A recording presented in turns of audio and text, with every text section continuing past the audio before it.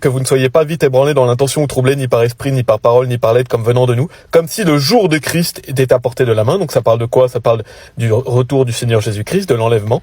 Verset 3, qu'aucun homme ne vous trompe en aucune manière, car ce jour-là, donc quel jour bien sûr? Le jour de Christ, ne viendra pas, à moins que l'apostasie ne soit arrivée d'abord, et que l'homme de péché soit révélé, le fils de perdition, qui s'oppose et s'élève au-dessus de tout ce qui est appelé Dieu ou qui est adoré, de sorte qu'il s'assied comme Dieu dans le temple de Dieu, déclarant lui-même qu'il est Dieu. Donc ça parle de l'Antichrist. Donc le jour de Christ ne va pas arriver avant que l'Antichrist ne soit révélé. Ça veut dire quoi? Ça veut dire que l'Antichrist sera révélé avant le retour de Jésus-Christ. Et donc bien sûr les chrétiens seront présents lorsque l'Antichrist sera révélé. En tout cas les chrétiens qui sont vivants à ce moment-là. Puisque quel va être aussi l'objectif de l'Antichrist? Ça va être de persécuter les chrétiens. Donc on voit bien que les chrétiens seront présents. Il va mettre en place la marque de la bête. Aucun chrétien ne pourra prendre la marque de la bête. Et donc tous les chrétiens qui prendront pas cette marque vont être persécutés par l'Antichrist et beaucoup de chrétiens vont être mis à mort.